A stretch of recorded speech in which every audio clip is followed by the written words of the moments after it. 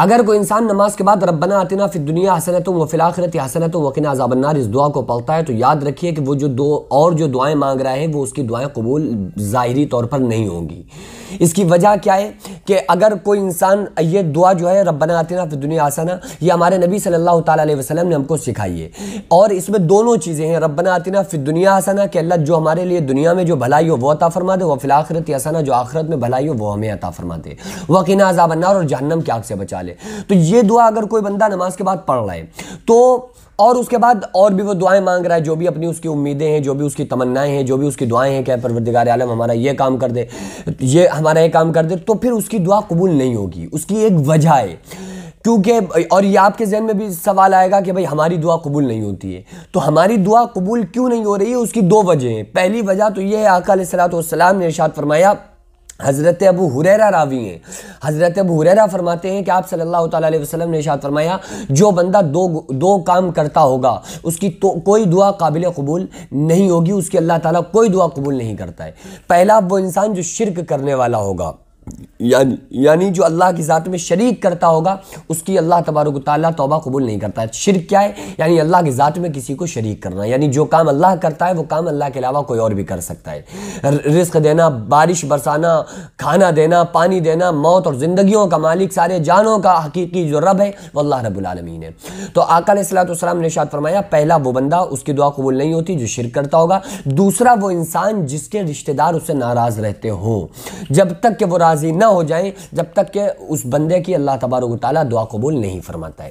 تو یہ دو چیزیں اہم ہیں جن پر ہمارا دھیان نہیں ہے، ہم وظیفوں کی طرف دوڑ رہے ہوتے ہیں۔ اچھا، دوسری چیز کیا ہے کہ ایک بندہ نماز میں یہ پڑھ رہا ہے، ربنا آتنا فی الدنیا حسنۃ وفی الآخرۃ حسنۃ وقنا عذاب النار، جیسے ہی نماز کے بعد اس نے ہاتھ اٹھا کر اس دعا کو پڑھ لیا، پھر وہ یہ کہہ رہا ہے کہ اللہ میں کار دے دے۔ اگزامپل، مثال کے طور پہ ایک بندہ کار مانگ رہا ہے کہ اللہ تعالیٰ ہمیں ایک کار دے دے، بہترین، ہمیں ایک اچھی زندگی دے دے اور ہمیں بہترین کار دے دے، یا جو بھی اس کی دعا ہے وہ مانگ رہا ہے، ٹھیک ہے، اور وہ نماز کے بعد ربنا آتنا فی الدنیا بھی پڑھ رہا ہے، تو یار اس کی وہ دعا کیسے قبول ہوگی؟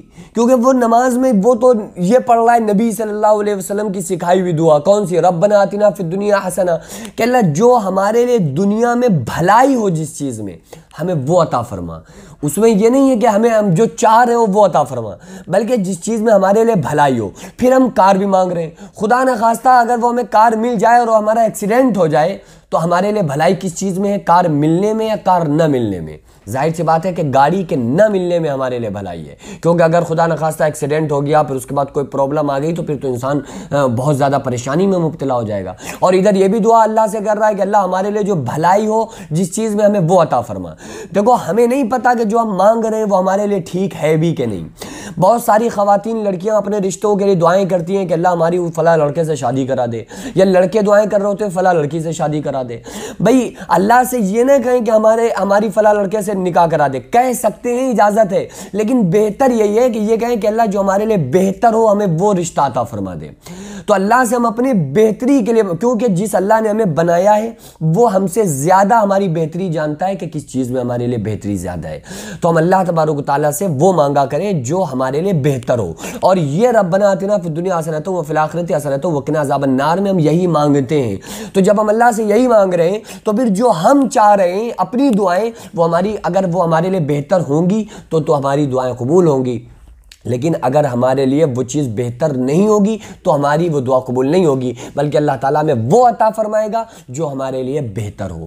تو بہرحال دعا تو عبادت کا جز ہے، دعا مانگتے رہنا چاہیے، لیکن ساری دعاؤں کے بعد خصوصی طور پر یہ ضرور کہا کریں کہ اے پروردگار عالم، ہمیں ہماری مرضی کا نہیں، ہمیں ہماری منشا کا نہیں چاہیے، بلکہ تو ہمیں اپنی مرضی کا عطا فرما۔ مولا ہمیں وہ عطا فرما دے جو ہمارے لیے بہتر ہو، وہ مت دے جو ہمیں اچھا لگ رہا ہو، بلکہ ہمیں وہ عطا فرما دے جو ہمارے لیے بہتر ہو، کیونکہ تو ہماری بہتری کو ہم سے اچھی طرح سے جانتا ہے۔ بھئی ہمیں تو ہمارے اللہ نے بنایا ہے، اسی نے ہماری عقل کو سوچنے کی، سمجھنے کی طاقت عطا فرمائی، تو جو ہمارے ذہن میں آ رہا ہے، جو ہم مانگ رہے ہیں، اس کو بنانے والی ذات بھی تو اللہ رب العالمین کی ہے۔ تو ہم اللہ سے اپنے لیے وہ مانگا کریں جو ہمارے لیے بہتر ہو۔